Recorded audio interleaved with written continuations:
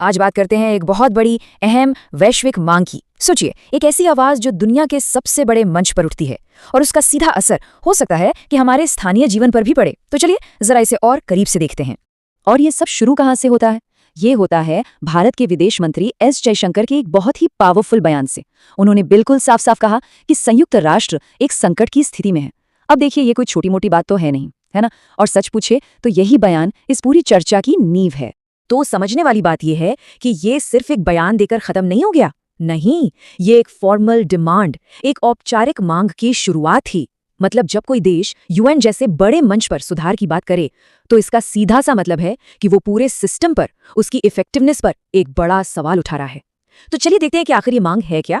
तो हुआ ये कि 80वीं यूएन जनरल असेंबली का मंच था और वहां भारत ने कहा कि अब यूएन में अर्जेंट स्ट्रक्चरल रिफॉर्म्स, मतलब तत्काल ढांचागत सुधारों की जरूरत है।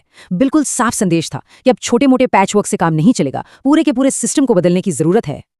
लेकिन सवाल तो यही उठता है ना कि ये संकट है क्या आखिर? मतलब इसकी असली वजह क्या है? ऐसा क्या हो गया कि दुनिया के इतने बड़े संगठन को बदलने की जरूरत महसूस होने लगी? अच्छा, इस संकट की जड़ तक पहुंचने के लिए ना हमें एक टर्म समझना होगा, ग्लोबल साउथ। अब ये क्या है? देखिए, ये शब्द असल में अफ्रीका, एशिया और लैटिन अमेरिका के जो डेवलपिंग देश हैं उनके लिए इस्तेमाल होता है। वो देश जिनकी हिस्ट्री और आज के चैलेंजेस काफी हद तक एक जैसे हैं। और यहीं पर सारी बहस का जो निचोड़ है वो सामने आता है। तर्क ये है कि यूएन की सबसे पावरफुल बॉडी यानी सिक्योरिटी काउंसिल वो अब आउटडेटेड हो चुकी है, पुरानी पड़ गई है। वो आज की दुनिया, खासकर ग्लोबल साउथ की सच्चाई को बिल्कुल भी नहीं दिखाती। जरा स्क्रीन पर देखिए, ये कंपैरिजन प्रॉब्लम को एकदम साफ कर देता है। एक तरफ क्या है, 1945 की दुनिया के हिसाब से बनी सिक्योरिटी काउंसिल, और दूसरी तरफ आज की हकीकत, आज की दुनिया। बात बस इतनी सी है कि कुछ गिने चुने देशों के हाथ से पावर लेकर ज्यादा से ज्यादा आवाजों को शामिल किया जाए। तो ठीक है, प्रॉब्लम तो समझ आ गई, लेकिन क्या सिर्फ प्रॉब्लम की ही बात हो रही है? नहीं, एक सोल्यूशन भी सामने रखा गया है और इसका नाम है UNET इनिशिएटिव। ये सुधार के लिए आप कह सकते हैं एक सॉलिड एक्शन प्लान है। तो ये UNET इनिशिएटिव है क्या? असल में ये एक प्रपोज्ड प्लान है जिसका मकसद है यूएन को ज्यादा एफिशिएंट बनाना, ज्यादा ट्रांसपेरेंट यानी पारदर्शी बनाना, और सबसे जरूरी 21st सेंचुरी के जो चैलेंजेस हैं उनके लिए फिट बनाना। सीधे सीधे कहें तो यूएन को आज के जमाने के लिए अपडेट करना। और इस पहल के 3 मेन गोल्स हैं। पहला, ओवरऑल एफिशिएंसी को बेहतर करना। दूसरा, काम करने के तरीके में और ज्यादा ट्रांसपेरेंसी लाना। और तीसरा, जो शायद सबसे जरूरी है, कि सभी मेंबर देशों को बेहतर रिप्रेजेंटेशन मिले, उनकी भी बात सुनी जाए। चलिए, अभी तक तो हम ग्लोबल लेवल की बातें कर रहे थे, बड़ी बड़ी बातें, लेकिन असल सवाल तो ये है कि इन सबका जमीन पर, लोकल लेवल पर क्या असर होगा।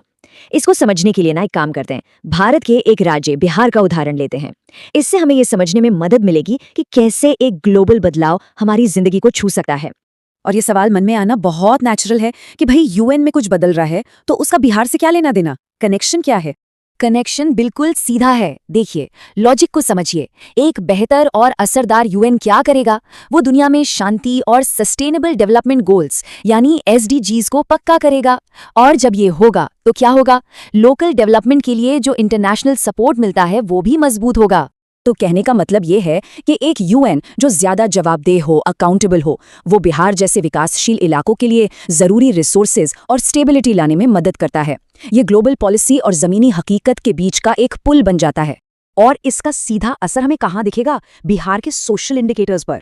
सोचिए, एजुकेशन के लिए जो इंटरनेशनल कोशिशें होती हैं उन्हें मजबूती मिलेगी, पब्लिक हेल्थ के जो इनिशिएटिव्स हैं उन्हें सपोर्ट बढ़ेगा।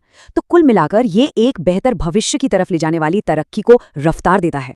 तो आखिर में सवाल बस यही है, क्या दुनिया को एक नया यूएन मिलेगा? एक ऐसा यूएन जो सच में हर किसी की आवाज हो? जवाब तो खैर भविष्य ही देगा, लेकिन एक बात तो पक्की है, भारत ने ये सवाल उठाकर एक बहुत जरूरी बहस को जन्म जरूर दे दिया है।